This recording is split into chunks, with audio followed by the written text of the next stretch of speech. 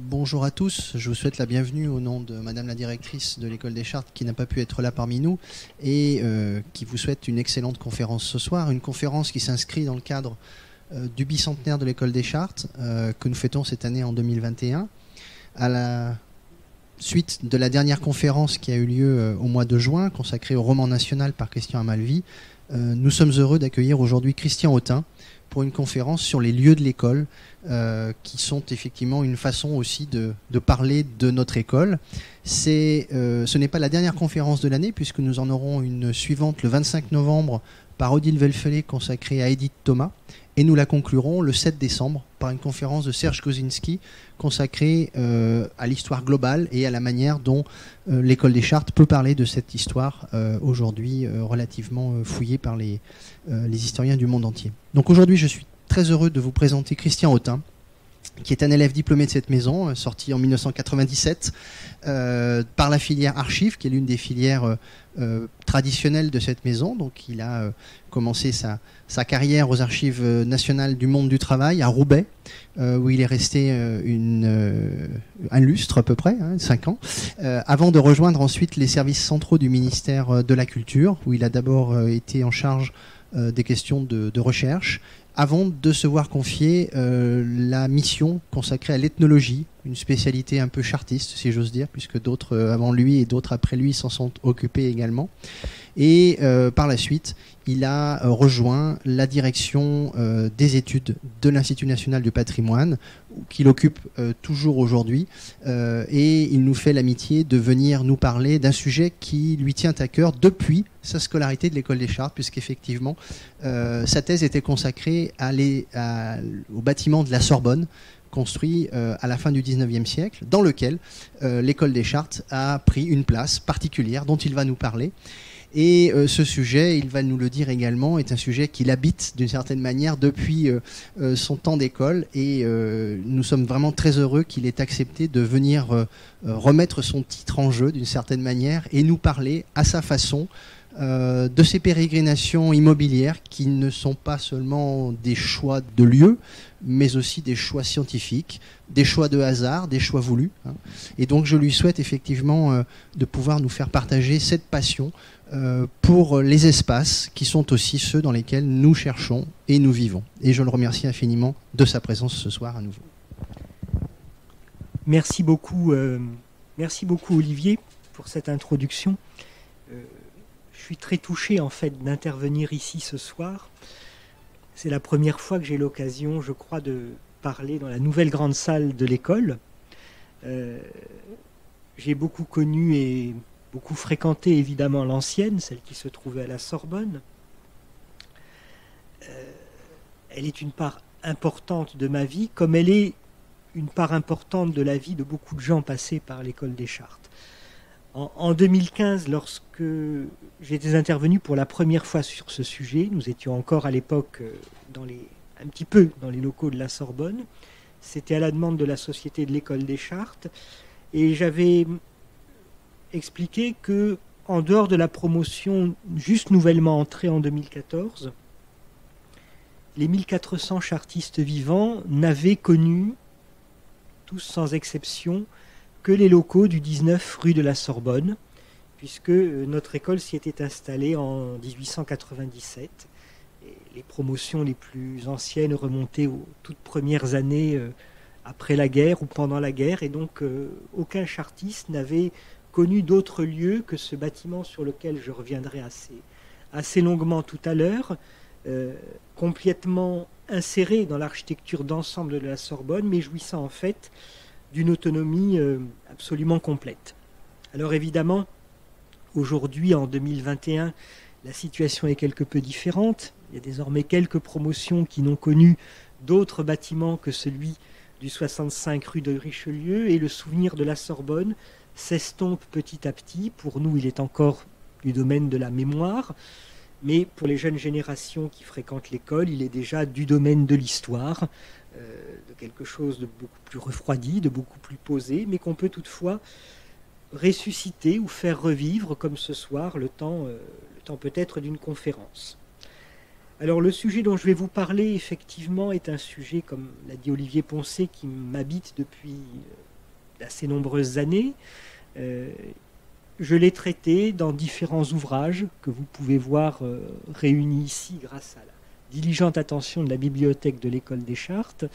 Tout d'abord en 1997, c'était à la demande d'Yves-Marie Bercé pour déjà un livre collectif, déjà un ouvrage collectif consacré à l'histoire de l'école depuis sa fondation. Je suis revenu sur le sujet peu de temps après dans le cadre d'un ouvrage collectif que j'ai dirigé, publié par l'Action artistique de la ville de Paris en 1999, à l'occasion d'une exposition qui s'était tenue à la mairie du 5e arrondissement, dont le titre était Les Palais de la Science et qui portait sur l'architecture des établissements d'enseignement supérieur à Paris, un sujet effectivement inscrit dans la continuité de ma thèse de l'école, qui traitait plus précisément du patrimoine peint et sculpté des établissements d'enseignement supérieur. En 2015, lorsque Michel Pastoureau et Jean-Michel Legnaud ont dirigé l'ouvrage L'École des Chartes et sa Grande Guerre, j'ai donné un texte un petit peu différent qui est ma source d'inspiration directe, je dirais, pour la communication de ce soir. Et enfin, de manière beaucoup plus modeste, lorsque a été publié le livre donc, du bicentenaire, eh bien, j'ai donné un petit encadré qui reprend quelques éléments, effectivement, quelques grandes lignes, je dirais, sur l'histoire de cet établissement.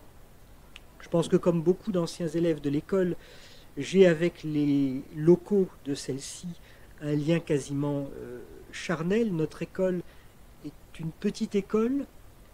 Il se trouve qu'en l'espace de 4 ans, on y passe le concours.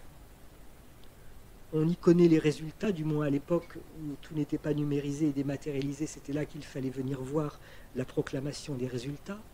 On y est ensuite reçu, on y suit les cours à des rythmes variables, mais quand même de manière continue pendant à peu près 3 ans, en revenant de manière plus ou moins épisodique lorsque la thèse se fait plus pressante. On y soutient ensuite également sa thèse. Pour nous d'ailleurs, c'était dans la salle même où avait eu lieu la proclamation et dans une des salles où s'étaient passés les oraux du concours.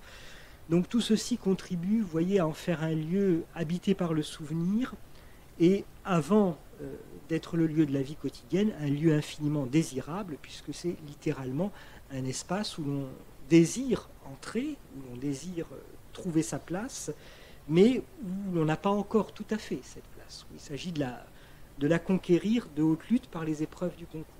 Alors cela a pu, c'est vrai, indirectement contribuer à en faire pour moi un objet d'étude. Peut-être que c'est en voyant, plutôt en me retournant quotidiennement pour voir la fresque de Dumoulin qui représente l'abbaye Saint-Germain-des-Prés au temps de sa splendeur mauriste que m'est venue l'idée de travailler sur les décors peints et sculptés des universités et des grandes écoles. Mais forcément, ce qui était au départ une intuition ou une simple envie est devenu, en se transformant en objet de recherche, un objet nécessairement problématique. Et c'est de quelques-unes de ces problématiques relatives à l'histoire des enseignements, de l'enseignement supérieur, à travers ces locaux, à travers ces espaces, qu'il sera question aujourd'hui. Et donc si je devais poursuivre cette introduction en quittant un petit peu l'espace du sensible, l'espace de la mémoire individuelle ou de notre mémoire communautaire collective, j'essaierai de repositionner la question du local de l'École des Chartes dans l'histoire plus généralement vagabonde, plus généralement fluctuante des établissements d'enseignement supérieur parisiens, notamment de ce qu'on appelait au XIXe siècle les écoles spéciales et qu'on désigne désormais couramment sous le nom de grandes écoles. Ces écoles, très liées au pouvoir public, qui sont souvent les instruments de la mise en œuvre d'une politique de l'État, dans le domaine de l'ingénierie, dans le domaine des transports, dans le domaine de l'administration générale, ne jouissent pas d'une liberté que les universités françaises n'ont d'ailleurs acquise que tardivement, et sont beaucoup plus, en tout cas que les universités anglo-saxonnes, américaines ou anglaises, sujettes à des déplacements, à des transferts, à des modifications, à des processus de fusion et de réunion qui, pour partie au moins, échappent en fait à leurs dirigeants, même si ceux-ci, on le verra d'ailleurs dans le cadre de cette conférence, tentent aussi de jouer leur propre partition, d'avancer leurs pions, de pousser leur barque pour conserver ou étendre ce qu'on pourrait appeler leur précaré. À titre de comparaison, et pour exposer en introduction que le cas de l'école des Chartes n'est pas un cas du tout isolé, l'école des Ponts et Chaussées a connu, avant la Révolution, puisqu'il s'agit de la plus ancienne grande école française, 4 implantations différentes. Je ne m'appesantis pas sur les très beaux projets que Brognard avait fait pour elle très peu d'années avant la Révolution et qui auraient pu lui donner une localisation quasiment définitive. Elle a connu aussi 4 implantations après la Révolution, devenue école d'application de l'école polytechnique, avant de se fixer très durablement rue des Saints-Pères, en l'hôtel de Fleury, d'où elle a migré cependant à l'extrême fin ou au tout début du XXIe siècle pour poser ses meubles, désormais, collection de bustes comprises, à Marne-la-Vallée. 4 implantations également pour l'école centrale des arts et manufactures, jusqu'à ce jour, jusqu'à la réunion avec Supélec sur un nouveau campus à Saclay. 4 implantations aussi pour l'école normale supérieure. On le sait moins parce que depuis la monarchie de Juillet, le 45 rue d'Ulm est devenu le point d'ancrage extrêmement durable de cette maison. Et il apparaîtrait aujourd'hui fort difficile de l'en détacher, d'autant plus qu'elle a progressivement colonisé un grand nombre de sites à la périphérie de ce cloître laïque. 3 aussi pour l'école polytechnique, 4 pour Supélec, et pas moins de 3 pour l'école nationale d'administration, en à peine 75 ans. Tout d'abord sur le site même de Sciences Po, de l'autre côté du jardin, rue de l'Université, et puis dernièrement, de manière partagée, puis de manière définitive, à Strasbourg. Donc des écoles, vous le voyez, qui sont souvent extrêmement volatiles, finalement, dans leur localisation spatiale. Et des déplacements, évidemment, comme le disait Olivier en introduction, qui ne sont jamais des déplacements innocents. Ces déplacements sont motivés soit par une volonté politique, alors on l'a vu notamment après la Seconde Guerre mondiale, dans un souci de décentralisation, en tout cas de déconcentration de l'enseignement supérieur à Paris, dans un souci d'aménagement du territoire francilien et du territoire national sous l'égide de la DATAR. La décentralisation dans le cas d'une institution symbole comme l'ELENA peut être encore plus ouvertement politique, avec la volonté déclarée de transférer le lieu de formation de l'élite hors de Paris et de le rapprocher de la capitale européenne ou d'une des 3 capitales européennes situées sur le territoire français.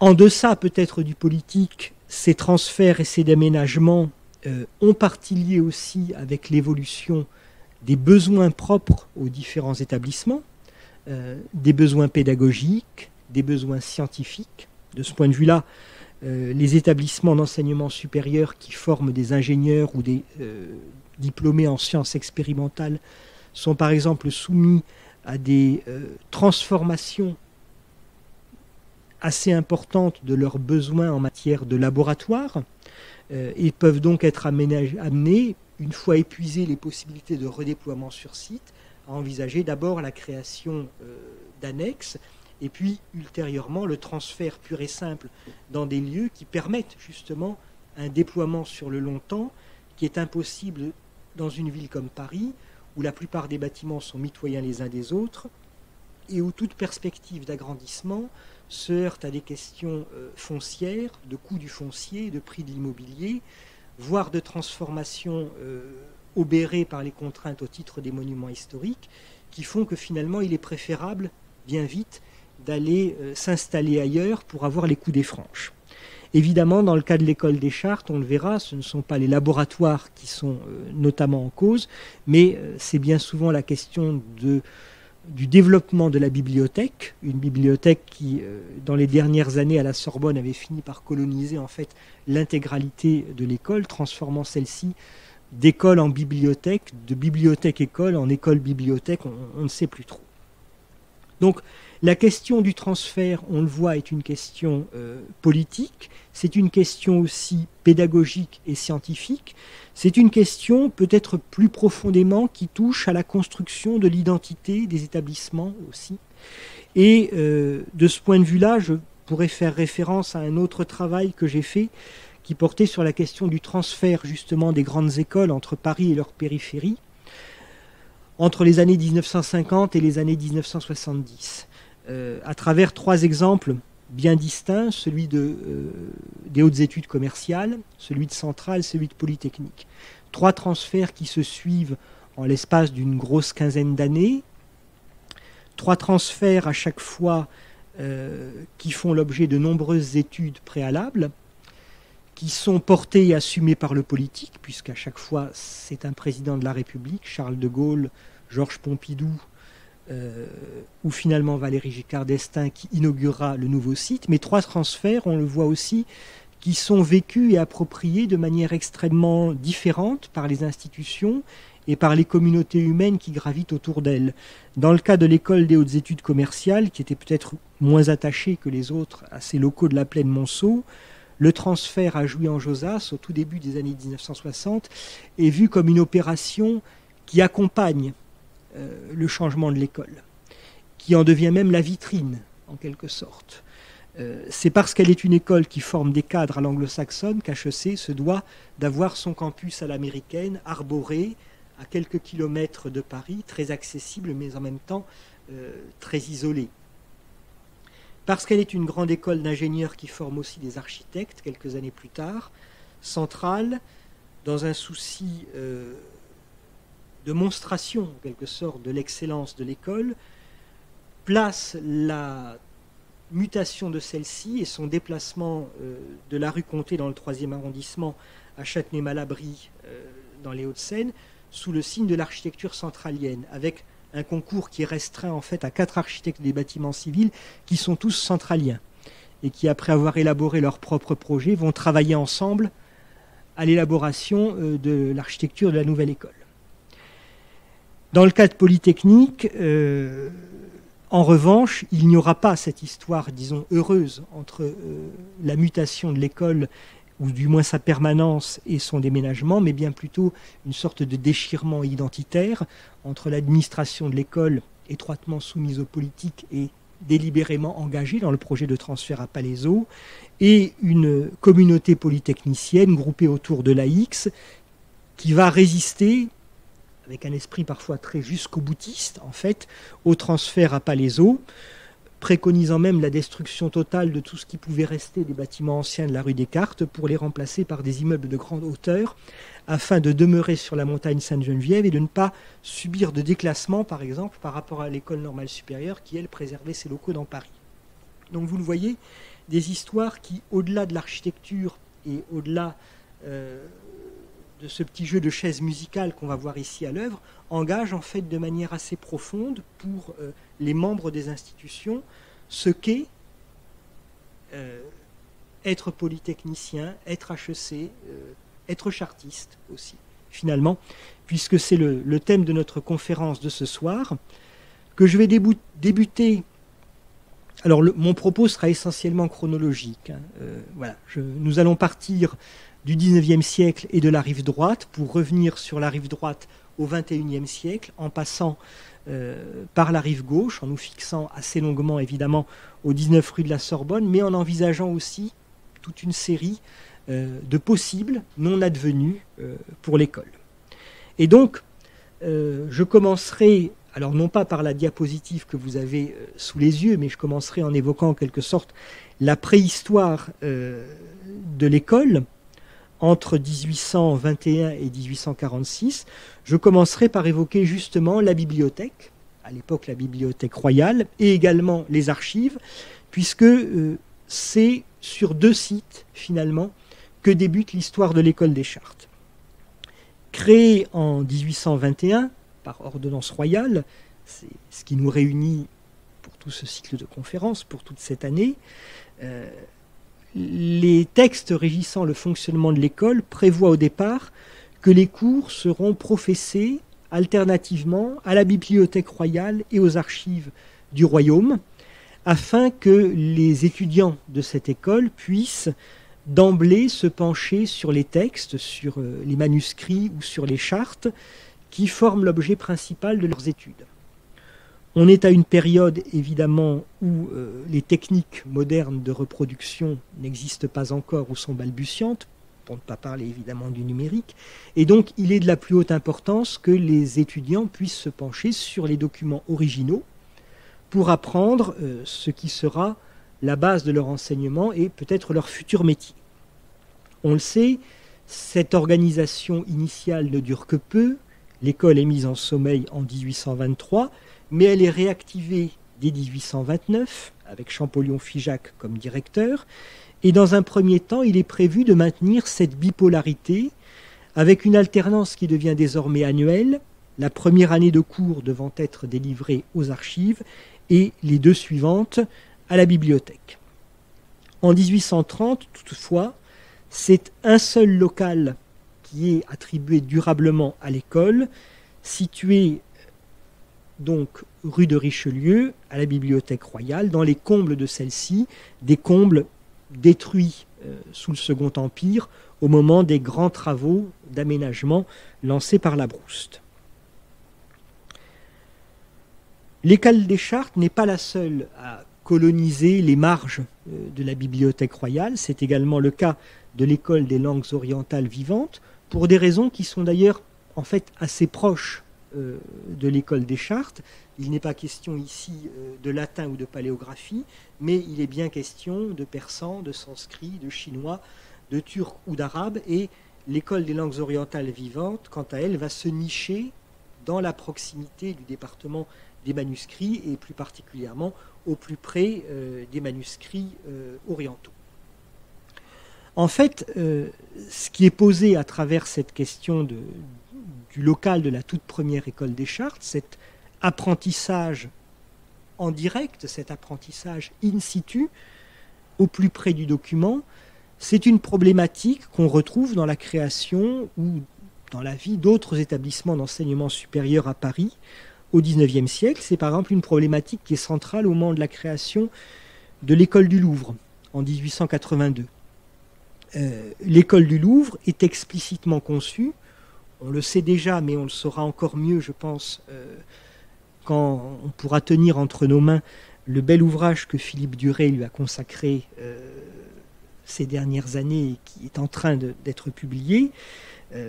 Très explicitement, le projet de l'école des Chartes est un projet au départ d'école pratique d'archéologie, avant même d'être un projet d'école pratique d'histoire de l'art, et on entend alors par école pratique d'archéologie un apprentissage qui se fera sur les collections, directement au contact de celles-ci. De même, l'installation du cours Chaillot pour les futurs architectes aujourd'hui du patrimoine, hier uniquement des monuments historiques, le cours Chaillot voulu par Viollet-le-Duc au palais du Trocadéro est indissociable du développement, de l'épanouissement du musée de sculpture comparée qui occupe les galeries de cet édifice. Il s'agit, là encore, à défaut de pouvoir se déplacer à travers toute la France, d'observer in situ, sur pièce, en quelque sorte, les grands monuments de l'art roman ou de l'art gothique, et donc de forger progressivement son regard et, comme on le dirait aujourd'hui, son expertise. C'est un petit peu la même problématique, mais enrichie, qu'on retrouve quelques années plus tard, lorsque l'école connaît un premier déménagement, un déménagement qui, on va le voir, va l'attacher durablement au quadrilatère des archives. Ce quadrilatère qui n'a cessé d'ailleurs de se transformer depuis l'installation envisagée alors comme provisoire des archives de l'Empire sur le site de l'ancien palais Soubise.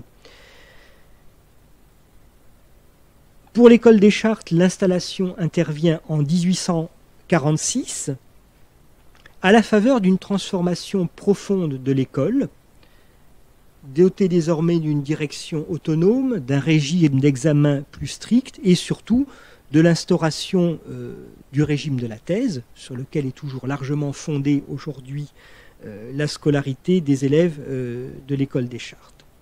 Rapprochement donc des archives avec une installation au Palais Soubise. Une entrée qui se fait, on le voit, par la plus ancienne, la plus vénérable partie du palais, la porte de l'hôtel de Clisson, unique témoignage médiéval de celui-ci, et qui permet à l'école donc de s'installer au cœur des archives du royaume, dans un quadrilatère qui est en cours de transformation. Les grands dépôts du Hajagnard n'ont pas encore été construits, ils le seront sous le Second Empire, et pour l'essentiel, donc, c'est la cour ovale et ce qui se trouve, les corps de bâtiments qui se trouvent autour donc, de la cour carrée, de la cour de Clisson, qui sont occupés par les archives. Je vais me transporter brièvement jusqu'à un des ouvrages que j'ai apportés pour vous faire partager quelques que je n'ai pas retrouvés de cette école. Vous retrouvez ici le portail de l'hôtel de Clisson. Vous voyez ici le plan, les aménagements intérieurs de celle-ci, et le très beau salon ovale dans lequel est installée la salle de cours de l'établissement, avec une disposition en fait assez originale, une disposition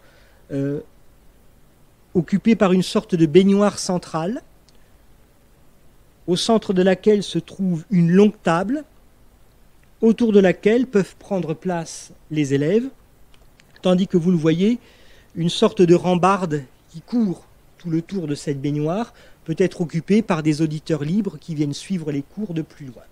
Et le professeur, quant à lui, situé à l'extrémité de l'ovale sur une chaire, occupe déjà une position éminente, même si, en fait, l'aménagement intérieur de la salle fait penser d'assez près à celui d'une salle de séminaire, c'est-à-dire une salle de séminaire où les étudiants, justement, travaillent sur les documents, travaillent sur les textes et apprennent en quelque sorte de façon pratique. Alors malheureusement, cette disposition initiale ne va se maintenir que peu de temps. En 1866, l'école des Chartes va migrer. On est désormais donc sous le Second Empire. Elle ne se déplace pas très très loin. En fait, elle traverse la cour de l'hôtel de Soubise et va s'installer dans un de ces petits hôtels situés rue de Paradis. C'est le nom que prendra plus tard, c'est le nom qui sera remplacé plus tard par la rue des Francs-Bourgeois. Une installation qui va s'avérer un petit peu plus durable. L'école des Chartes va y demeurer de 1866 à 1897. On dispose de témoignages, notamment le témoignage d'un grand et illustre ancien, Charles Samaran, qui fut élève, qui jugeait les locaux étriqués, vétustes. D'aucuns parlent de locaux extrêmement obscurs aussi. En fait, en tout et pour tout, les locaux d'enseignement et de travaux pour les élèves se limitent à la bibliothèque et une salle de cours, l'ensemble totalisant à peine 220 mètres carrés, c'est-à-dire finalement très peu pour un établissement qui est quand même, à cette époque-là, déjà reconnu comme faisant partie des grandes écoles françaises. En fait, la catégorie grandes écoles est une catégorie qui n'a pas de fondement juridique, mais un certain nombre d'ouvrages publiés à la fin de la monarchie de Juillet, sous le Second Empire ou au début de la Troisième République, dressent, peut-être à l'attention des familles bourgeoises ou des enfants de celles-ci, une sorte de tableau panoramique des carrières qui s'offrent à eux à travers les grandes écoles de l'État. Ces ouvrages, généralement, sont rédigés de manière épistolaire, un élève de l'école s'adressant à un lecteur qui est conçu comme étant peut-être un futur candidat.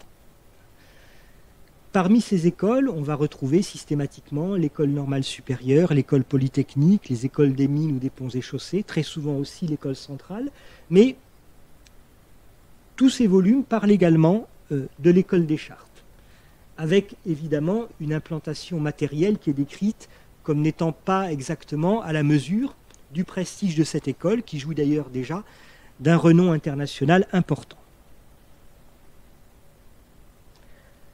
Avançons un petit peu dans le temps, transportons-nous maintenant au début de la Troisième République. c'est là que, à l'instigation même du corps enseignant de l'école, de la communauté enseignante et de la direction, c'est là que va se poser la question du transfert pour fuir ces locaux de la rue de Paradis qui apparaissent décidément fort malcommodes, fort étriqués. Mais la question de l'exiguïté du local ou de l'engorgement de la bibliothèque, on va le voir, n'est pas la seule. Dès 1857, Vallée de Viriville avait évoqué la possibilité d'un transfert de l'école à la Sorbonne. Alors 1857, c'est une date assez intéressante puisque ça correspond à l'un des projets de reconstruction et d'agrandissement de la Sorbonne au XIXe siècle, en l'occurrence le plus abouti de celui-ci, celui envisagé par Léon Vaudoyer. Un projet d'agrandissement qui ne se fait pas et un transfert donc qui ne se fait pas non plus pour l'école des Chartes. Le débat est réouvert au sein du Conseil de perfectionnement de l'école après 1871. Pour Eugène de Rosières, par exemple, la localisation de l'école aux archives n'est plus une nécessité. En janvier 1875, le 25 janvier plus précisément, le Conseil de perfectionnement de l'école dédie toute sa séance à la question du choix d'un local. Et très rapidement, le débat se focalise finalement entre les tenants d'un maintien de l'école aux archives, peut-être en essayant de gagner quelques espaces supplémentaires, et ceux qui préconisent au contraire un transfert, mais dont la localisation n'est pas encore fixée précisément, sur la rive gauche. Alors, pour ceux qui sont les tenants du maintien sur la rive droite et du maintien dans le palais des archives, les deux arguments principaux avancés sont d'une part la proximité directe avec les sources originales, et d'autre part une certaine crainte manifestée par quelques professeurs que eux ou leurs successeurs, en se rapprochant du quartier des écoles, soient en quelque sorte contaminés par cette vilaine manie française qu'est le cours magistral et se laissent aller à donner ce qu'ils appellent des cours d'Athénée. De grandes leçons, pleines de fleurs de rhétorique, mais finalement assez loin des questions concrètes et des questions pratiques de sèche érudition qu'on envisage dans les cours de l'école des Chartes. En face d'eux, les tenants d'un passage sur la rive gauche font valoir que l'école est finalement assez isolée au sein du palais des archives et qu'elle aurait en fait tout à gagner à se rapprocher de la faculté des lettres, du Collège de France, de la jeune école pratique des hautes études qui a été créée quelques années auparavant en 1868 par Victor Duruy, et aussi de la faculté de droit qui est très souvent fréquentée par des élèves de l'école des Chartes. Jules Quicherat lui-même a plaidé en faveur d'un transfert au quartier des écoles. Il tente de négocier,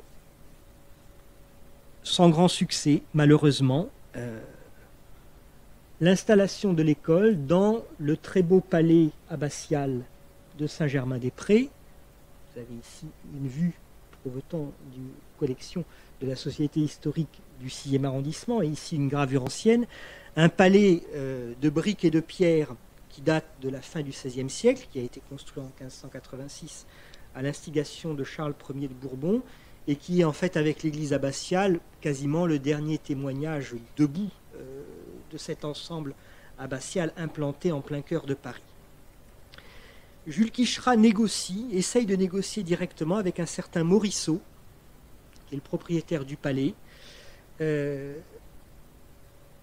Il apparaît assez rapidement que le prix de celui-ci serait trop élevé, en tout cas aux yeux des pouvoirs publics, plus d'1 million de francs, compte non tenu, on le voit, de la valeur historique et artistique du palais, laquelle n'est précisée ici que pour mémoire.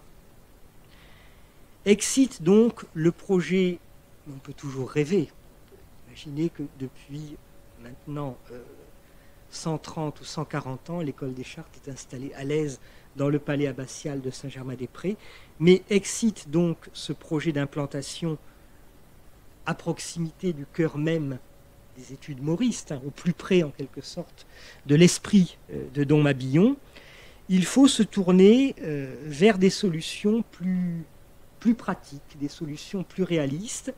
Et ces solutions plus pratiques, on les voit se dessiner au tournant des années 1870-1880, dans un vaste projet de transformation des anciens terrains de la pépinière du Luxembourg, qui sont à cette époque-là vus aussi bien par le pouvoir municipal parisien que par les services de l'État comme une possibilité d'extension du quartier latin du côté donc du 6e arrondissement. Entre les années 1875 et 1882, plusieurs projets d'installation partielle ou totale de la Sorbonne et notamment de la faculté des sciences sont étudiés en vue de l'implantation sur ce territoire triangulaire qui est finalement colonisé par d'autres établissements. Vous avez au premier plan le lycée Montaigne, à l'époque le petit lycée Louis-le-Grand. Vous avez surtout au deuxième plan la masse imposante de l'école supérieure de pharmacie, une œuvre de l'architecte Lenné, une école qui quitte les locaux anciens de la rue de l'Arbalète pour venir s'étaler ici tout à son aise avec son aile de travaux pratiques, ses 2 amphithéâtres, son jardin botanique. Plus loin à l'extrémité se trouve la clinique Tarnier.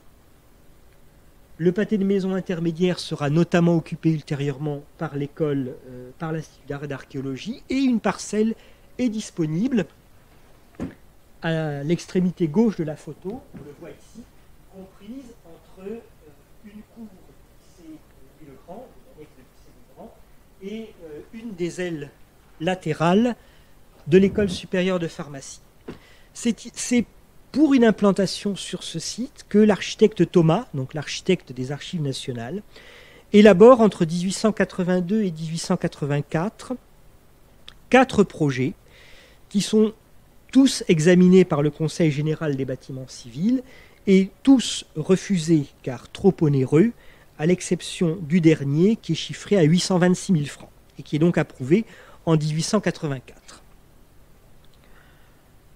Le grand intérêt de ces projets est que, pour la première fois peut-être, la question du local de l'école des Chartes est envisagée véritablement de manière programmatique. On se penche sur ce que devrait être en quelque sorte une école des Chartes idéale. On envisage pour cela évidemment une bibliothèque avec 2 salles, on envisage 2 salles de cours distinctes, une salle de conférence, un cabinet pour les professeurs, une salle pour le conseil d'administration, un bureau pour le directeur, un bureau pour son secrétaire général et un bureau pour le conservateur de la bibliothèque. Alors les différents projets élaborés par Thomas sont notamment refusés en raison de la place beaucoup trop importante qui est faite aux espaces de circulation et aux espaces d'apparat, ceci occupant dans le projet dont vous avez ici l'élévation à peu près 50% de la surface au sol. On verra que toute la différence entre les projets de Thomas en 1882-84 et la réalisation de Nénaud en 1897 tient en fait en un ajustement maximal, si on peut dire, entre la surface utile pour le travail ou la pédagogie et la surface totale dévolue à l'école. On en est très loin avec ces différents projets envisagés donc, par l'architecte des archives nationales. Mais finalement, le Conseil de perfectionnement de l'école juge que l'implantation au Luxembourg est une implantation encore trop lointaine et qu'il faudrait se rapprocher plus du cœur du quartier des écoles. C'est d'ailleurs en partie cet éloignement relatif qui a fait dédaigner les terrains du Luxembourg par la faculté des sciences, qui a refusé de s'éloigner du muséum, du Collège de France, des autres implantations de laboratoires situés dans le 5e arrondissement pour aller poser ses valises au-delà du jardin du Luxembourg et donc au-delà de ce qui est conçu comme étant véritablement le cœur du quartier des écoles. En 1887 encore, voilà l'école coloniale qui a remplacé en fait sur ce site l'école des Chartes, jamais installée, avec un palais, on le voit, totalement en adéquation avec les missions de cette école qui forment les futurs hauts fonctionnaires des colonies, et qui sera construit à l'extrême fin du XIXe siècle par l'architecte Yvon. En 1887 encore, Thomas fait un nouveau projet, cette fois-ci sur une parcelle située exactement à l'angle de la rue Cujas et de la rue Saint-Jacques, donc exactement face à l'extension en cours de réalisation de la Sorbonne et face à l'extension en cours de réalisation de la faculté de droit. Néanmoins, la parcelle apparaît mal commode car elle comporte de très nombreux décrochements et c'est un immeuble de rapport qui est construit. L'école des Chartes ne le regrette pas, d'autant plus que une perspective beaucoup plus intéressante est en train de se faire jour avec le colossal chantier de reconstruction de la Sorbonne, dont je vais maintenant vous dire quelques mots pour mieux comprendre dans quel contexte à la fois architectural, spatial et institutionnel va s'inscrire cette translation de l'école des Chartes, effective en 1897, et qui sera pour le coup étonnamment stable, puisqu'elle durera largement plus d'un siècle. Voici à quoi ressemble le collège de Sorbonne au tout début des années 1880, tel qu'il est photographié par celui qui a largement contribué à le détruire, Henri-Paul Nénaud, dans la colossale monographie de la Nouvelle Sorbonne, qui est en fait un monument de papier dédié à la construction de l'édifice qui a remplacé ce robuste collège, élevé par Le Mercier en plusieurs tranches, en même temps ou avant que ne s'élève la chapelle mausolée, qui est son chef-d'œuvre, et dont la cour d'honneur constitue en quelque sorte l'écrin.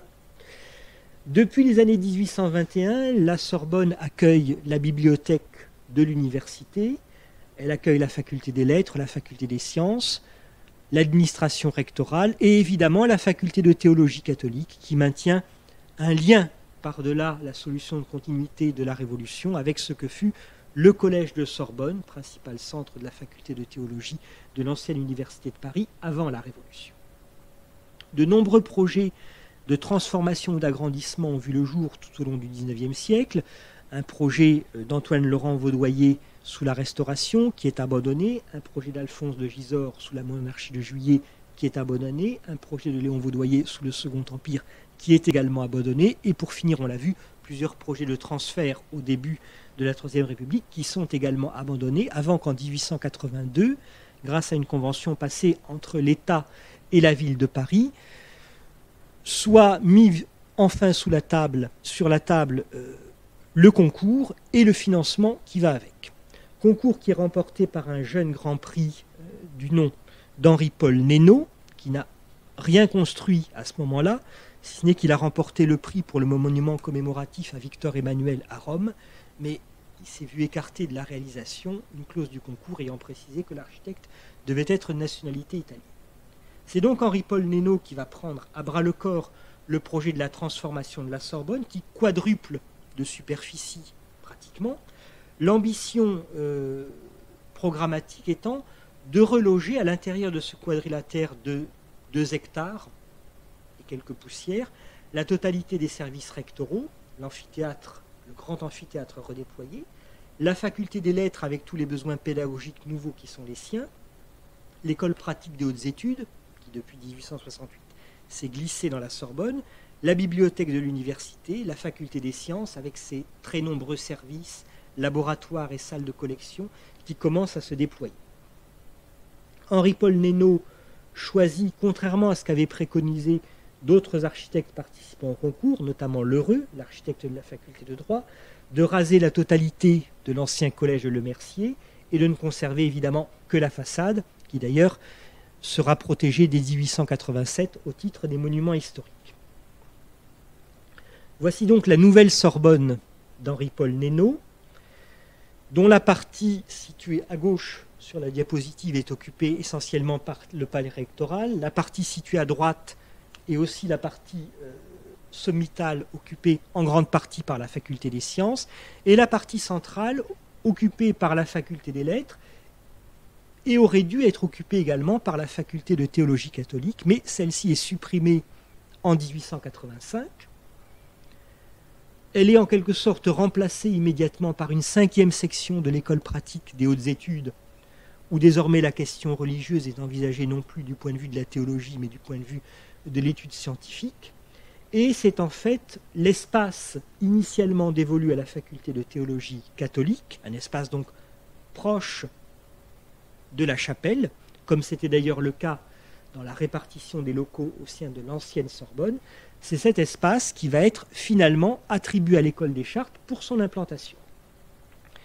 Une implantation qui va être également une bonne opération, pourrait-on dire, du point de vue financier et budgétaire, puisque les crédits disponibles en vue de la reconstruction de l'école des Chartes dans un édifice autonome vont être injectés dans le programme de reconstruction de la Sorbonne.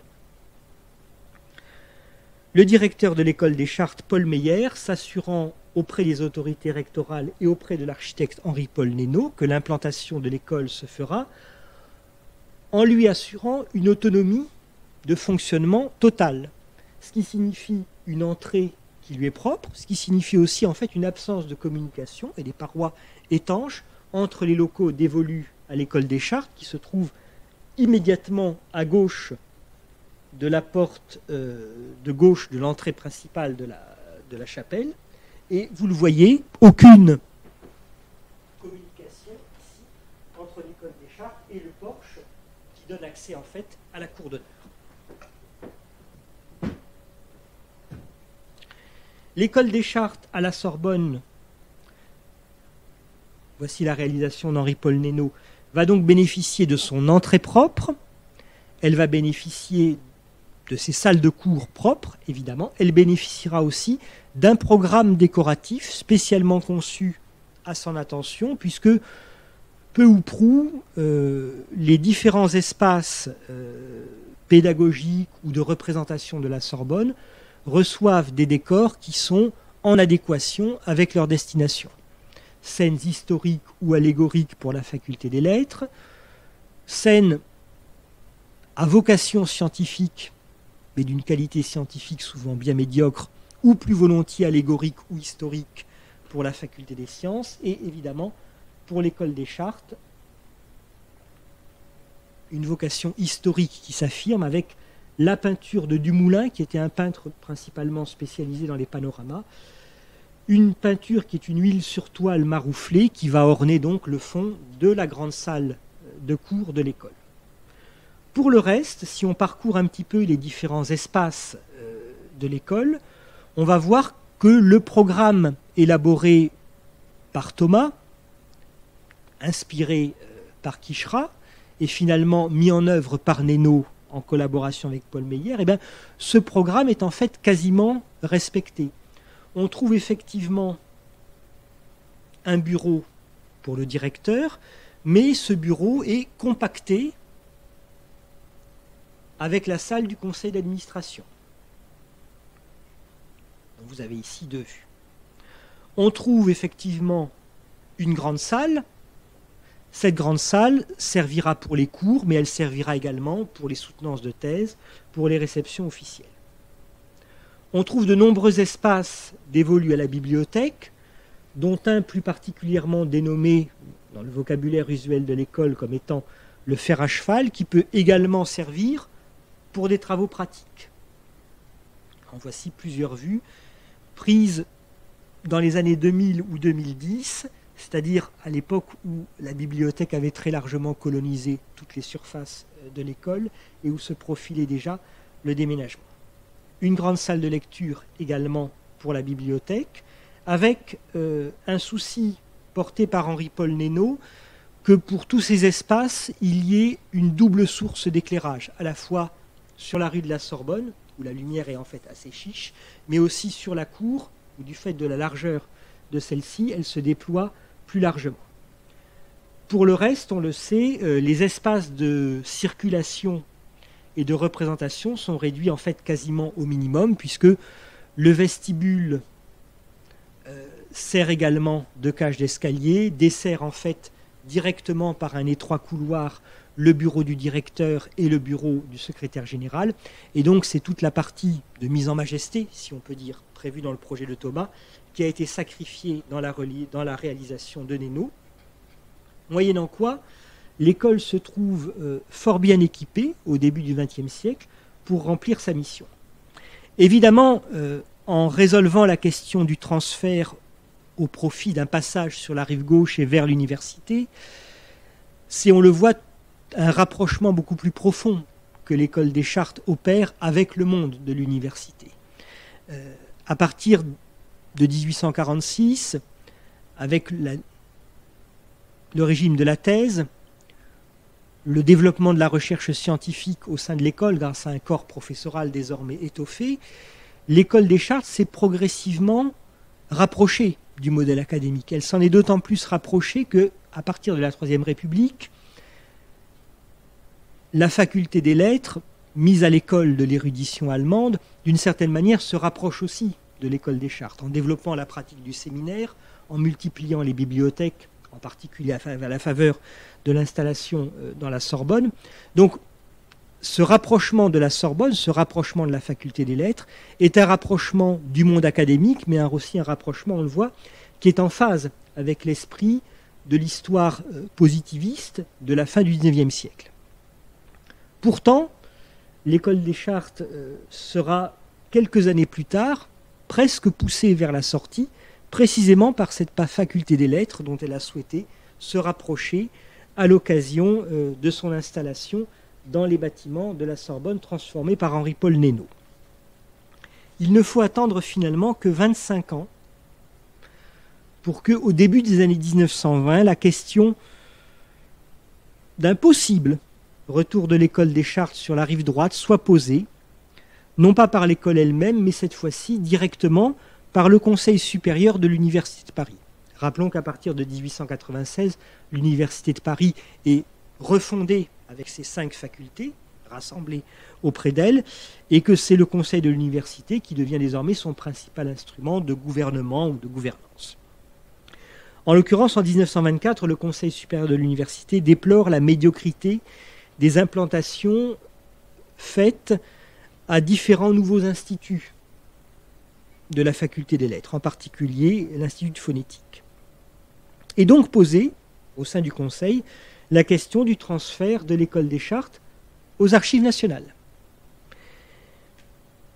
Question qui semble d'autant plus opportune aux yeux des membres du Conseil de l'Université que l'hôtel de Rohan, précédemment occupé par l'Imprimerie nationale, est libéré par celle-ci qui va s'installer rue de la Convention, que ce bâtiment se trouve donc vacant, qu'il va être récupéré très largement par les archives nationales, mais qu'on pourrait certainement y faire une petite place pour l'école des Chartes qui, toujours d'après le Conseil de l'Université, trouverait là un environnement à sa mesure. La direction de l'école contre-attaque.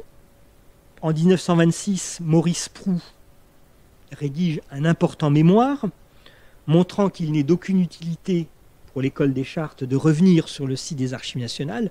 La question de la proximité avec les documents originaux ne se pose plus avec la même acuité, puisque depuis le XIXe siècle, maintenant, l'école a développé une collection de facsimilés qui est très importante, et en fait, le travail pédagogique d'apprentissage de la paléographie se fait à partir de cette collection de ce facsimilé. Il y a bien longtemps qu'elle ne se fait plus à partir des documents originaux. D'autre part, Maurice Proux souligne ce qui déjà guidait en quelque sorte l'intérêt des chartistes à la fin du XIXe siècle pour un transfert, c'est-à-dire la proximité avec les autres institutions d'enseignement que sont le Collège de France, les facultés de lettres ou de droit. Et il souligne également l'intérêt que présente pour les étudiants de ces facultés la présence de l'école des Chartes et de son enseignement original au cœur du quartier latin. Plus de 106 auditeurs libres viennent temporairement, ponctuellement, occuper les bancs de l'école pour suivre tel ou tel cours, dont pas moins de 33 étrangers. Donc, aux yeux du directeur de l'école des Chartes, le transfert serait sans objet. Et de fait, le Conseil supérieur de l'université ne revient plus sur cette demande. Mais dès 1932, c'est l'école des Chartes elle-même qui commence en fait à prospecter pour imaginer un nouveau transfert. Alors, quelles peuvent être les raisons de ces nouvelles interrogations ? largement porté par le directeur de l'époque, donc Clovis Brunel. On peut imaginer que est apparue un petit peu chaude l'alerte des années 1920 et qu'il vaudrait finalement mieux être moteur ou porteur en quelque sorte d'un projet plutôt que de se trouver un jour mis devant le fait accompli. Certes, se fait aussi sentir une certaine pression due à l'accroissement du nombre des élèves, due aussi à l'accroissement des collections de la bibliothèque, qui font dans un cas comme dans l'autre que ces locaux qui avaient été envisagés comme assez vastes à la fin du XIXe siècle ne sont plus tant que cela, quelques 30 années plus tard, et qu'on commence à se sentir un petit peu à l'étroit. À cet égard, les préoccupations qui sont celles de la direction de l'école des Chartes au début des années 30 sont celles que partagent tous les directeurs d'instituts plus ou moins bien logés dans la Sorbonne quelques 30 années après l'achèvement du bâtiment de Nénaud, avec des problèmes de surexploitation des locaux, de densification de l'espace, de multiplication des espaces tampons qui se font sentir, notamment pour la bibliothèque qui est très rapidement engorgée. En fait, à peine construite, la Sorbonne de Nénaud était déjà trop petite. Plusieurs lieux vont être envisagés pour transférer l'école dans les années 30.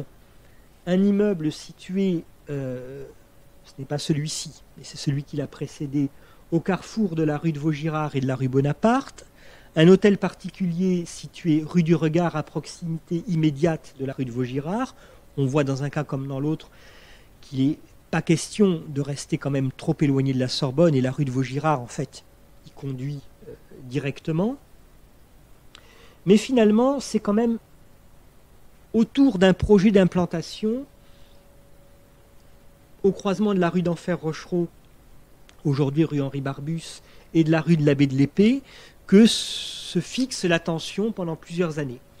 D'autant plus qu'il va faire l'objet de plusieurs avant-projets de la part de Michel Rouchepitz, l'architecte en charge de la Bibliothèque nationale.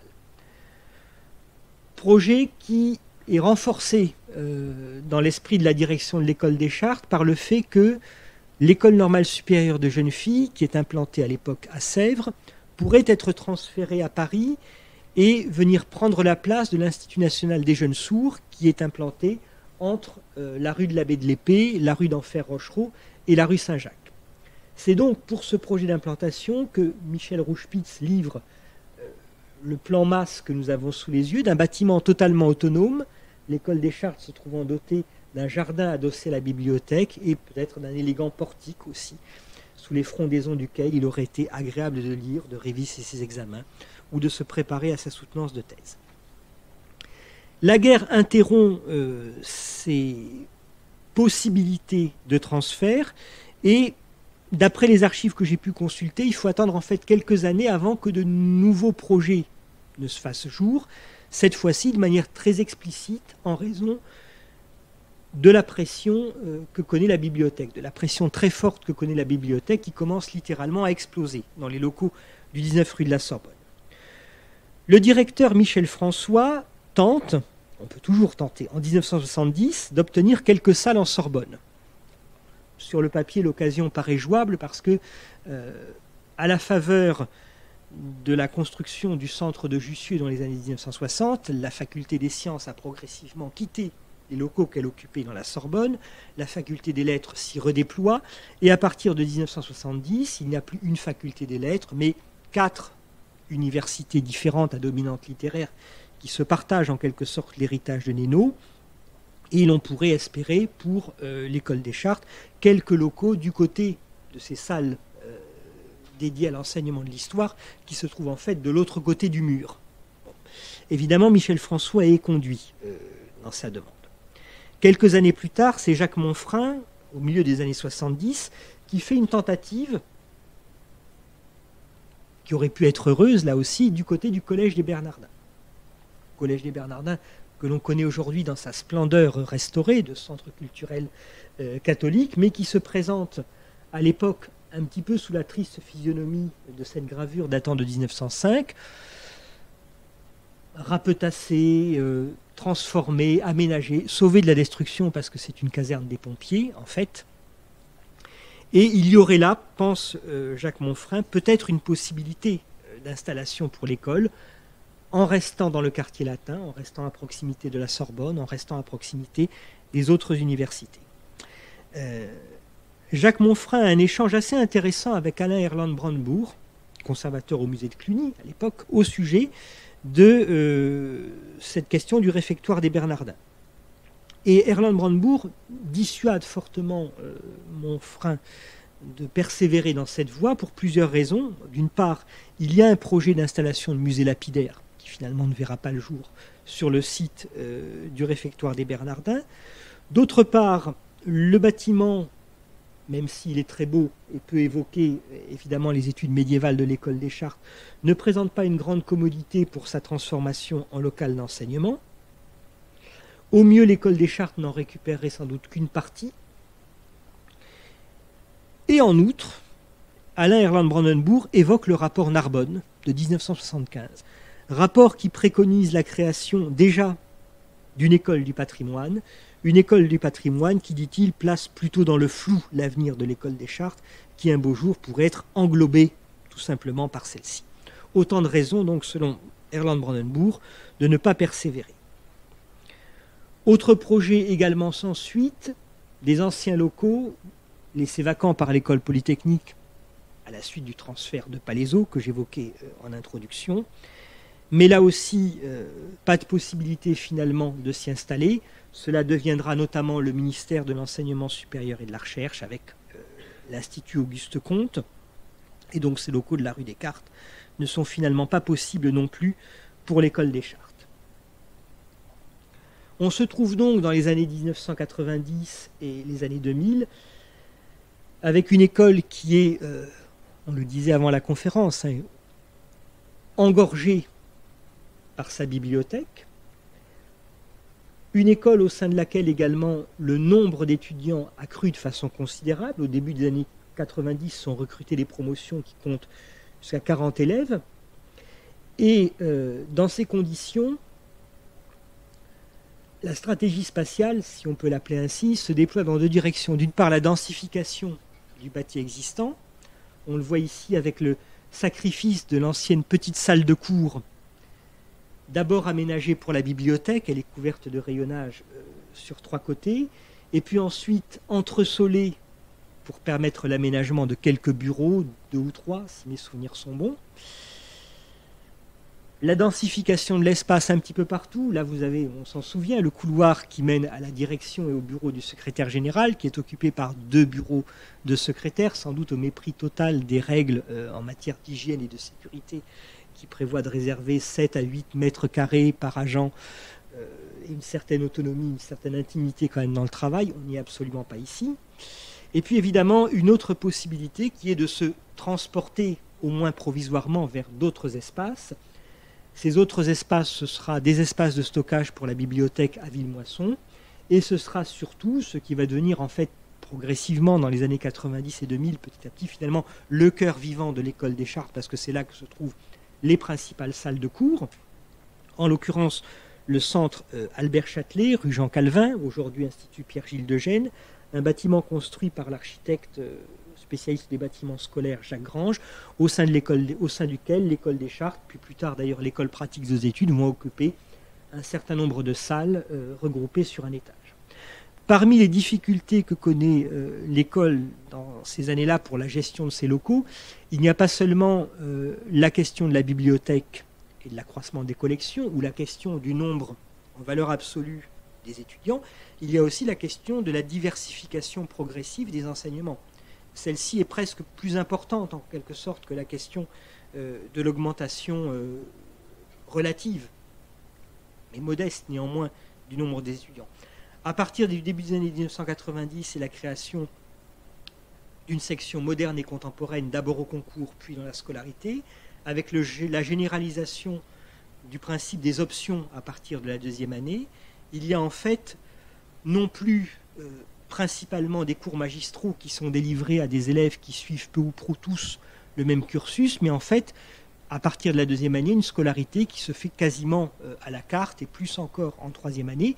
Et finalement, on peut avoir besoin d'un espace individualisé, d'un espace autonome pour des cours qui ne rassemblent parfois que 4 ou 5 étudiants sur une promotion qui en compte 35 ou 40. Donc la solution ne peut venir, on le voit, que d'un nouveau projet radical de transformation, de transfert, et ce transfert, ce sera le projet qui nous ramène en quelque sorte rue de Richelieu et qui nous ramène en quelque sorte à la salle de conférence où nous nous trouvons ce soir, puisque ce sera la question de l'installation de l'école des Chartes, rue de Richelieu, sur les sites de l'ancienne Bibliothèque nationale, à la faveur du transfert de la plus grande partie de celle-ci à Tolbiac. C'est donc de manière indirecte le grand dessin mitterrandien exposé en 1988 à l'occasion du 14 juillet qui, débloquant des espaces sur le site de l'ancienne Bibliothèque nationale, permet in fine le transfert de l'école des Chartes, près de 20 ans finalement après le début de cette idée, sur le site que nous connaissons actuellement. À l'époque où j'étais moi-même élève au sein de l'école, on parlait déjà de ce transfert, mais il se rapprochait tout doucement, un petit peu comme se rapprochent tout doucement les Tartares dans le désert des Tartares, quand on les voit avancer depuis les terrasses du fort Bastiani, mais ça n'avance pas beaucoup, Mais il faut du temps pour que de tels projets aboutissent, et finalement, il s'était également écoulé 22 ans entre la séance du Conseil de perfectionnement du 26 janvier 1875 et l'installation effective de l'école des Chartes dans les bâtiments de la Sorbonne transformés et agrandis par Nénaud en 1897. Une transformation donc de géopolitique institutionnelle avec le complexe, on le voit, que forme l'ancien quadrilatère Richelieu, une autonomie pour l'école des Chartes qui est réelle, avec un bâtiment qui lui appartient en propre et un bâtiment également en propre pour la bibliothèque, mais ceci, on le voit, se fait quand même au prix de la dissociation, en fait, entre l'espace de cours et l'espace d'apprentissage sur les livres, même si ces deux espaces sont en fait très proches. Et puis un projet architectural qui mobilise des références assez différentes. Du côté du 65 rue de Richelieu, un lieu qui est également cher à mon cœur parce que ce fut la première implantation de la mission du patrimoine ethnologique dans les années 1980. Un bâtiment de Leroy-Écurie, rénové par le cabinet APCA. Là, on est dans l'architecture de style paquebot des années 1930. Vous en avez quelques vues ici. On retrouve évidemment dans la salle des conseils désormais la fresque de Dumoulin, une reproduction en tout cas de celle-ci, mais le buste de Quicherat, lui, est bien à sa place. On l'a vu tout à l'heure dans le hall. Et du côté des locaux de la bibliothèque, les derniers inaugurés, la très belle rotonde qui fait l'angle de la rue des Petits Champs et de la rue de Richelieu, une restauration qui est due à Gaudin, un spécialiste, s'il en est, de la construction des bâtiments d'archives et de bibliothèques, et de l'architecte en chef des monuments historiques, Jean-François Lagneau. Je le disais, une géopolitique institutionnelle quand même extrêmement changeante, et c'est la conclusion que je voudrais apporter en 5 minutes à cette conférence, en essayant de replacer cette question de l'installation de l'école des Chartes rue de Richelieu dans un contexte plus large, tout comme au début j'avais essayé de placer cette histoire vagabonde dans le contexte finalement toujours changeant des transferts des grandes écoles. Ce transfert, il dit quelque chose, à mon avis, évidemment, de l'école des Chartes. Il dit quelque chose de l'histoire de l'école des Chartes. On retiendra que tout au long de l'histoire de celle-ci, jusqu'à aujourd'hui, finalement, l'école a toujours été obligée de s'adosser à plus gros qu'elle pour migrer et pour croître. D'abord logée un petit peu de manière malheureuse sous les comptes de la Bibliothèque royale, puis plus largement, mais avec des fortunes diverses, aux Archives nationales, elle trouve à se déployer à la faveur de la reconstruction de la Sorbonne dans un bâtiment qui lui est propre. Les projets d'implantation autonome, auparavant, soit manque de volonté de la part du Conseil de perfectionnement, soit manque de volonté des pouvoirs publics, n'ont pas abouti. Il en va de même après 1897 et l'installation à la Sorbonne. C'est donc finalement souvent en fonction d'agendas politiques qui la dépassent, le grand projet de bibliothèque voulu par François Mitterrand, la reconstruction de la Sorbonne portée à bout de bras par l'école, la ville de Paris et l'État après de très nombreux échecs, que l'école des Chartes trouve à jouer sa partition et malgré tout à se déployer. C'est incontestablement une histoire spatiale qui dit quelque chose, de manière plus profonde, de l'histoire de l'établissement et de son identité. Sur 2 siècles, elle dit une part importante de ce qu'est l'identité même de l'école des Chartes, une institution scientifique, une institution vouée à l'histoire, une institution qui s'est progressivement rapprochée du monde académique, qui en a adopté les usages, qui en a adopté la forme, qui est devenue une école dotée de chair, ce que par exemple l'école du Louvre n'est jamais devenue en 140 ans d'existence, mais une école qui est toujours restée proche aussi des institutions, on dirait aujourd'hui culturelles, des institutions de conservation, qui a gravité à l'origine par nécessité auprès de la bibliothèque ou des archives et qui aujourd'hui se rapproche de la bibliothèque, mais s'en rapproche dans un contexte qui est quand même extrêmement complexe à décrypter. Aujourd'hui, il y a la réalité spatiale de la localisation de l'école des Chartes, ce local où nous nous trouvons, qui est un local autonome, le quadrilatère Richelieu, qui s'appelle d'ailleurs explicitement Richelieu, qui est à côté, qui regroupe la Bibliothèque nationale de France, ses départements patrimoniaux, la bibliothèque de l'Institut national d'histoire de l'art, la bibliothèque de l'école des Chartes, et puis encore au-delà, un autre quadrilatère, le quadrilatère dit Colbert cette fois-ci, qui regroupe l'Institut national d'histoire de l'art, les différents départements d'histoire de l'art des universités, écoles qui sont placés sous sa protection, l'Institut national du patrimoine, qui a lui-même des locaux ailleurs. Cela dit quelque chose de l'écosystème dans lequel l'école des Chartes s'inscrit du point de vue géographique et du point de vue spatial, mais finalement, la réalité sans doute des partenariats ou de l'écosystème institutionnel de l'école des Chartes, elle est en grande partie ailleurs. Au moment où j'avais rédigé, et je terminerai par là, en 2015, l'article qui figure dans l'école des Chartes et sa Grande Guerre, je m'étais déjà essayé en quelque sorte à cette dissociation entre l'espace physique de l'école et son espace institutionnel. J'avais rédigé une jolie conclusion où j'expliquais que l'école des Chartes prenait place dans la commu Esame. Et donc au sein de cette commu, elle avait des partenariats également avec telle ou telle école. L'article m'est revenu avec la suppression de ce paragraphe. J'ai essayé d'argumenter en disant quand même que mon idée, je la trouvais peut-être un peu courte, mais quand même intéressante. Il y avait 2 plans. Il y avait le plan matériel et puis le plan institutionnel qui était largement immatériel. On m'a dit non, c'est absolument exclu, on fait sauter ce paragraphe. Bon, j'ai fini par m'en tenir là, donc j'ai fait une conclusion un petit peu sèche où je m'en tenais à la répartition spatiale. Et ce n'est finalement que peu de temps après que j'ai compris qu'il y avait sans doute une raison assez diplomatique au fait qu'on ne parle pas des âmes dans cette conclusion, puisque c'était déjà le moment où l'école des Chartes s'apprêtait à quitter, avant un certain nombre d'autres, et l'INP a fini aussi par le faire, la commu Esame, qui de hautes études, Sorbonne, arts et métiers, est devenue aujourd'hui hautes écoles, sciences, arts et métiers, ce qui dit assez bien à quel point son centre de gravité s'est progressivement déplacé, notamment en direction des sciences de l'ingénieur, et que peut-être déjà, mais là je n'ai pas eu de témoignage ou consulté d'archives, se préparer la migration de l'école des Chartes au sein de ce nouvel ensemble institutionnel qu'est l'université PSL Paris Sciences et Lettres, où elle se retrouve aux côtés de l'école pratique d'autres études, sa vieille cousine, l'école normale supérieure, Chimie Paris-Tech, le SPCI qui s'est implanté avec l'Institut Pierre-Gilles de Gênes sur le centre Albert Châtelet, en partenariat également avec le Collège de France. Donc tout un autre univers finalement de partenariat, de connivence intellectuelle qui est peut-être plus fort, qui pèse plus peut-être finalement aujourd'hui dans l'identité de l'école que ne pèsent ces localisations géographiques que j'évoquais précédemment. Voilà.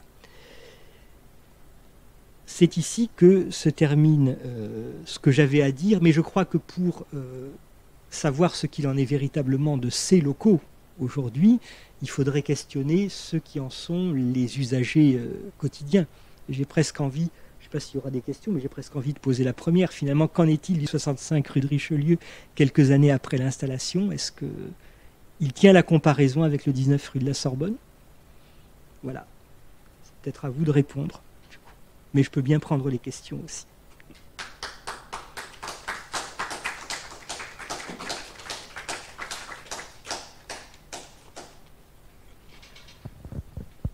Je voudrais tout d'abord, en notre nom à tous, remercier absolument Christian Autain pour cette promenade dans l'histoire, dans l'espace parisien, cette école vagabonde auquel il a donné finalement une chair et une image.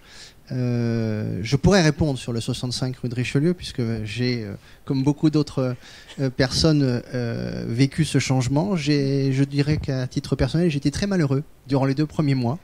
Je ne me suis pas retrouvé dans mon école. Et puis finalement, comme c'est souvent le cas dans la nature humaine, et je me suis complètement mué dans ces murs, et c'est devenu aussi mon école. Parce que finalement, pour un professeur, l'école, ce sont ses élèves. C'est aussi sa bibliothèque. Mais je pense que c'est d'abord une relation humaine. Et par conséquent, dans la mesure où je retrouve mes élèves, je me sens dans mon école. Et je pense que pour une bonne partie d'entre nous, c'est ce qui a été le cas.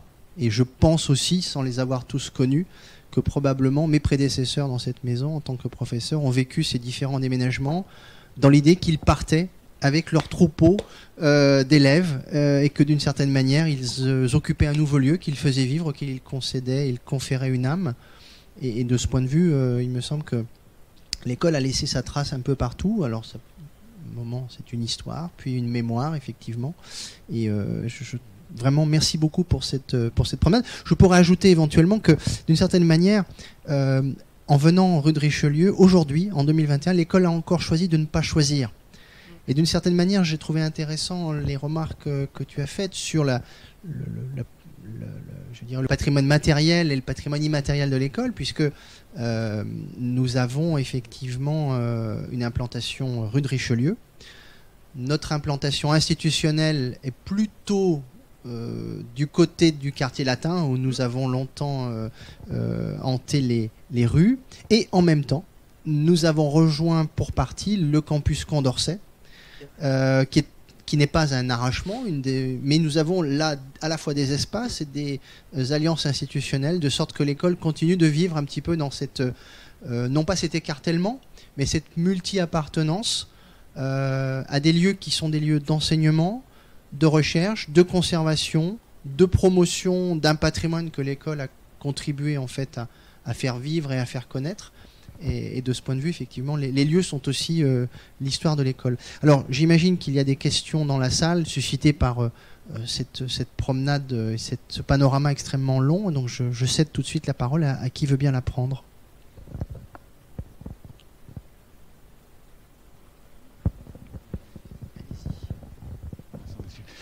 Figurez-vous, je voulais avoir, je me présente Lionel, vous avez parlé de Normal Sup, celle de Sèvres, ou je ne sais pas si c'est Sèvres ou Saint-Cloud que vous parliez. Sèvres. Ah, c'est Sèvres, d'accord.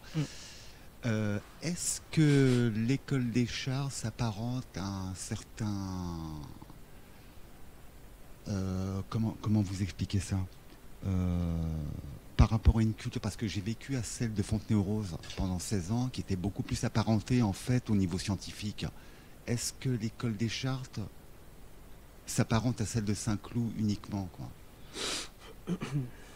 Alors, l'histoire des écoles normales supérieures de Fontenay ou de Saint-Cloud sont en fait assez différentes. Les deux sont lieux, parce qu'en oui, fait, c'était Fontenay-Saint-Cloud. En fait. C'était Fontenay-Saint-Cloud. Voilà, mais elles ont des histoires assez différentes, et de l'école normale supérieure de la rue d'Ulm, et de l'école normale supérieure de Sèvres, et de l'école des Chartes. En fait, l'histoire de Fontenay et Saint-Cloud, qui a été retracée par Jean-Noël Luc, puis de manière plus synthétique aussi par un autre ancien, Jean-Michel Gaillard, c'est l'histoire d'écoles qui au départ sont des écoles normales supérieures mais d'enseignement primaire, qui n'ont donc pas vocation à être des écoles scientifiques, et à ce titre, parce qu'elles n'ont pas vocation à être des écoles qui forment des scientifiques, on peut les installer en lointaine banlieue. C'est en tout cas le raisonnement qui est porté à l'époque de la Troisième République. Fontenay devait partir à Lyon. Mais, dans les années 80. Oui, et Fontenay est finalement parti à Lyon. Oui. Mais en 1880 et en 1882, quand on crée Fontenay et quand on crée Saint-Cloud, on les installe à Fontenay et à Saint-Cloud parce qu'on pense que les normaliennes ou les normaliens n'auront pas besoin d'aller à Paris en dehors de quelques excursions entre guillemets culturelles le week-end. Voilà. Et d'une certaine manière, ce que j'évoquais à propos du transfert de l'école de Sèvres à Paris, c'est déjà un changement de regard de l'État républicain dans l'entre-deux-guerres sur l'école normale supérieure de jeunes filles de Sèvres, qui est la sœur de l'école. Les jeunes filles aussi, hein, et en oui. 83 sont arrivés les garçons. C'est je ça. vous explique pas. Et Sèvres est la sœur de l'école normale supérieure de la rue d'Ulm.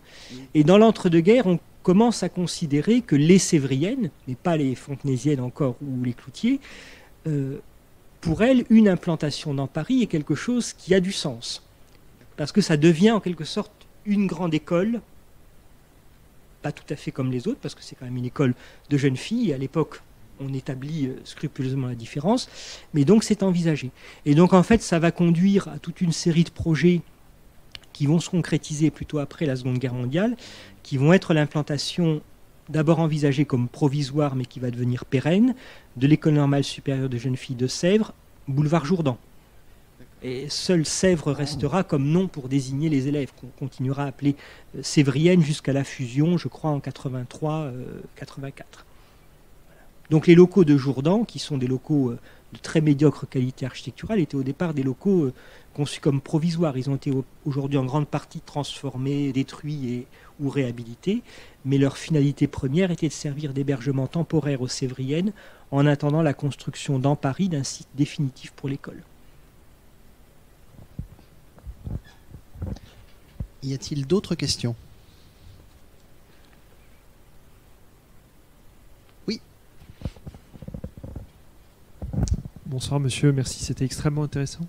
J'ai cru comprendre au travers de votre propos que finalement cette question de la localisation de l'école des Chartes est déterminée par une sorte d'équilibre à trouver entre la dimension pratique, la proximité entre les enseignements et les objets de l'enseignement, et puis une dimension symbolique, le rapport aux institutions, etc.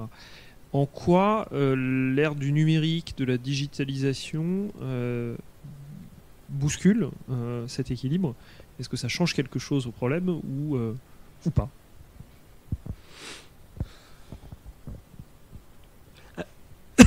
Pardon.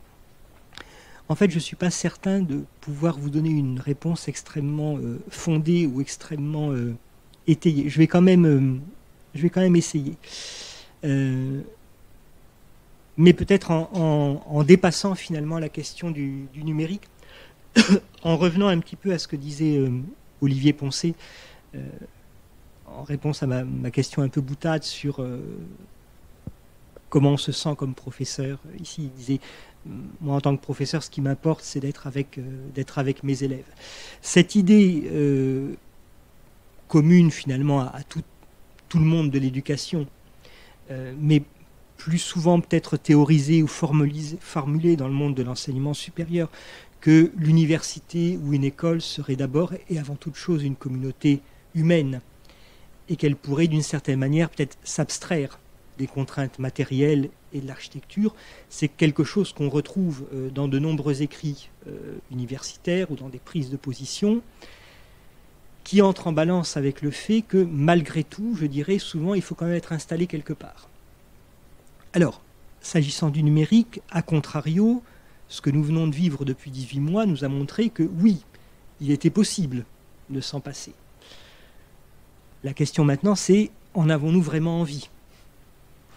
On peut effectivement s'en passer. Il serait aujourd'hui possible de continuer à dématérialiser la totalité des enseignements, ou la quasi-totalité de ceux-ci, et d'avoir en fait une communauté qui serait de transmission des savoirs, qui serait purement constituée des êtres humains la composant, en s'affranchissant de toute contrainte architecturale et donc de la symbolique ou des contraintes qui lui sont liées. Mais pour autant, je ne suis pas certain qu'on en ait envie. Donc, on va être ramené à cette question.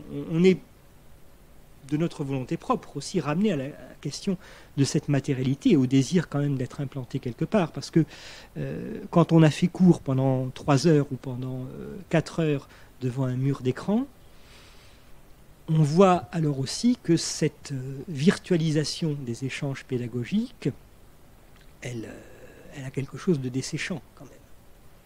Donc on est bien content d'être là, malgré tout. Alors, pour aller dans votre sens, je pensais plus en fait à la dimension pratique qui fait que la proximité avec les documents est peut-être moins nécessaire puisque vous pouvez y accéder par le digital, ce qui laisse penser qu'on pourrait avoir une implantation physique professeur-étudiant qui pourrait être entre guillemets n'importe où, ou en tout cas éloigné des bibliothèques, ce qui me laisse penser que peut-être finalement cela conduit à renforcer la dimension symbolique du lieu et de l'emplacement qui n'est plus tant déterminé par ces aspects pratiques. Mais question ouverte, je ne préjuge pas de la réponse. Au-delà de l'aspect pratique, le document, que ce soit l'archive ou le livre, conserve aussi cette dimension symbolique. Même s'il est numérisé, même s'il n'est plus consulté, il ne sera pas pour autant détruit, il sera conservé. Il reste le prestige attaché à l'original. Et il reste aussi la nécessité de pouvoir, malgré tout, toujours avoir recours à l'original, même si on ne l'utilise plus que de façon cosmétique, peut-être parce qu'il est justement trop précieux, trop rare, et que donc on va le protéger. Donc là aussi, la numérisation, elle peut, certes, dans un assez grand nombre de cas, conduire le lecteur, et c'est pas seulement l'étudiant de l'école des Chartes, c'est le lecteur de bibliothèque ou le lecteur d'archives. C'est amusant parce que c'était justement un sujet posé à un oral de l'INP cet après-midi sur les nouveaux usages du numérique. Mais il n'abolit pas complètement le contact physique.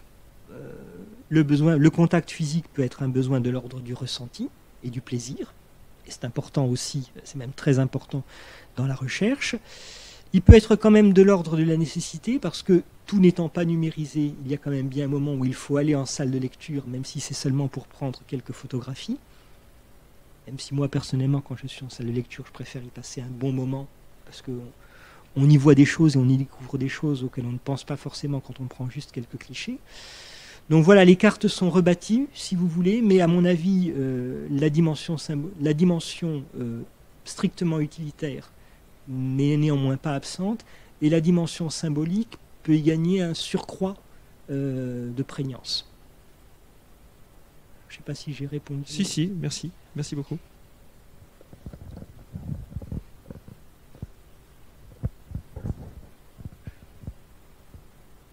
Quelqu'un souhaiterait-il poser encore une dernière question éventuellement ? Tout d'abord, merci pour cette conférence très éclairante. Et j'avais éventuellement une question. Alors, peut-être qu'il est un peu trop tôt pour la poser aujourd'hui en novembre 2021, mais quelle serait la place, du moins si elle en a une, du campus Condorcet dans cette histoire du bâtiment de l'école de Chartres depuis le siècle? Alors, je préfère ne pas trop m'avancer, parce que je n'ai vraiment sur le campus Condorcet que des idées beaucoup trop générales. Je préférerais que quelqu'un de directement concerné peut-être réponde. Voilà. Alors, je vais c'est une bonne rapidement question, répondre et puis puisqu'elle me met ensuite nous en conclurons cette séance. Le grand changement qui va se produire au campus Condorcet va avoir lieu dans quelques mois, ce sera l'ouverture du grand équipement documentaire, c'est-à-dire en fait la grande bibliothèque qui rassemblera non seulement des ouvrages, mais également des fonds d'archives dédiés aux sciences sociales. Et là, probablement que se produira ce qu'attendaient les concepteurs de ce grand campus de sciences humaines, à savoir effectivement un afflux non seulement de chercheurs, mais également d'étudiants, pour partager un espace de recherche. Et donc, ce n'est pas pour repousser la réponse à la question qui nous a été posée, mais il est probable que le changement touchera non seulement l'école des Chartes, mais également l'ensemble des partenaires de ce grand projet, et que ce lieu deviendra peut-être un lieu beaucoup plus partagé qu'il ne l'est, même s'il est déjà vivant depuis un certain nombre de mois ou d'années. Et là se produira certainement quelque chose que nous n'imaginons pas encore, mais pour avoir vu le grand équipement, je peux vous dire que très, très évidemment, ça ne laissera pas indifférent l'ensemble de la communauté. Sur ce, je vais remercier à nouveau en notre nom à tous Christian Autain pour cette belle conférence et je vous donne rendez-vous donc dans 2 semaines à présent, 3 semaines pardonnez-moi, le 25 novembre donc pour une conférence dédiée à Edith Thomas, chartiste avec une carrière aussi connue que méconnue mais qui mérite véritablement d'être racontée, donc elle le sera par Odile Velfelet. Je vous remercie à tous d'être venus et je vous donne rendez-vous donc à la prochaine fois. Merci beaucoup.